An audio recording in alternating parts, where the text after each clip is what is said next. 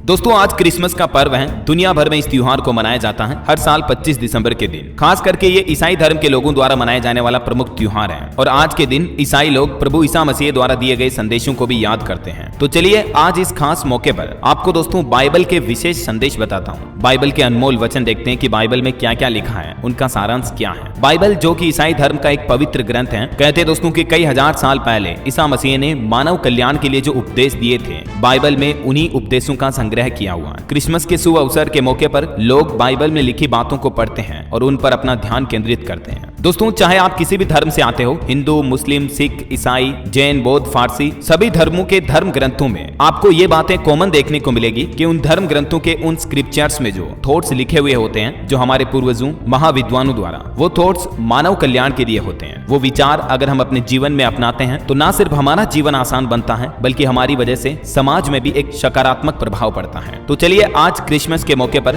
Bible के कुछ अच्छे उपदेश, अच्छे संदेश देखते हैं। पहला नंबर 1, तुम्हारे भविष्य के प्रति जो मेरी योजना है वो लाभ की है और आशा से भरी है। ईश्वर से खुदा के संदर्भ में मनुष्य के लिए ये संदेश दिया हुआ है। मैं तुम्हारे जीवन की रक्षा करूंगा और तुम पर अपनी दृष्टि लगाए रहूंगा। तुम्हारे सहने से बढ़कर मैं तुम्हें परीक्षा में नहीं डालूंगा। मतलब कई बार होता ना, हमारे जीवन में इतनी ज्यादा प्रॉब्लम, समस्याएं आ जाती है, हमें लगता है कि सारे दुखों का पहाड़ हम पर ही पड़ा है। लेकिन ईश्वर का यह मानना है कि किसी भी व्यक्ति की, मानव की सहन शक्ति से बढ़कर उन्हें परीक्षा नहीं दी जाती है। मैं तेरे जीवन की ढाल रहूंगा और दुष्ट से तुझे छुड़ाऊंगा। मैं तुम्हारे थके हुए प्राण को पुनः स्थापित करूंगा और ताजा करूंगा। मैं तुम्हारा पिता हूं, तुम मेरे हाथ की रचना हो। मैं तुम्हें बनाऊंगा, बिगाड़ूंगा नहीं। पहले मेरे राज्य की खोज कर लो, तुम्हारे जरूरत की हर वस्तु तुम्हें मिल जाएगी। अब यहाँ भी देखिए आप, ये संदेश ईश्वर की खोज की ओर ही हमें निर्देशित करता है। तुम मुझसे बुद्धि मांगो और मैं उदारता से तुम्हें दूंगा। मेरा अनंत आनंद और हर्ष तुम्हारे सभी दुख और शोक को दूर करेगा। कुल मिलाकर जैसे हिंदू धर्म में लोग मंदिर में जाकर पूजा अर्चना करते हैं, इस आशा से, इस उम्मीद की किरण से कि ईश्वर हमें दुखों से दूर करेगा, भगवान हमारे जीवन को आसान बनाएगा, हमारे लाइफ में आने वाली प्रॉब्लम को खत्म करेगा, है ना। तो यही वो संदेश बाइबल में भी लिखे हुए हैं ईश्वर के पर्सपेक्टिव से। यहाँ गॉड अपने ह्यूमन बीइंग्स, ह्यूमन क्रिएचर को ये सांत्वना दे रहे हैं। और भी बाइबल में लिखा कि अगर उपवास करो तो इस तरह से करो कि दूसरों को अपने उपवास का पता न चलने दो। कहने का मतलब है कि धर्म कर्म के कार्य का कभी गुणगान नहीं करना चाहिए, क्योंकि उससे उसका प्रभाव कम हो जाता है। तो ये रहे दोस्तों बाइबल के कुछ प्रमुख संदेश। आपको इनमें से सबसे अच्छा विचार कौन सा लगा, कमेंट करके बताइए मुझे। और भी इस तरह की इंटरेस्टिंग जानकारियां देखते रहने के लिए DLS न्यूज चैनल को सब्सक्राइब करके बेल आइकन जरूर दबा दीजिएगा, क्योंकि इस पर मैं आपको रोजाना काफी इंफॉर्मेटिव, मजेदार चीजें, लेटेस्ट ब्रेकिंग न्यूज अपडेट बताता रहता हूँ। चैनल पर जाकर एक बार जरूर देखिएगा। बाकी ख्याल रखना अपने आप का, अपने परिवार का। आप सभी को मेरी क्रिसमस DLS न्यूज फैमिली की तरफ से। इस वीडियो को लाइक और शेयर जरूर करना। DLS न्यूज चैनल को सब्सक्राइब करके बेल आइकन जरूर दबा देना, ऐसी इंफॉर्मेटिव जानकारियां देखते रहने के लिए। जय हिंद, जय भारत, वंदे मातरम।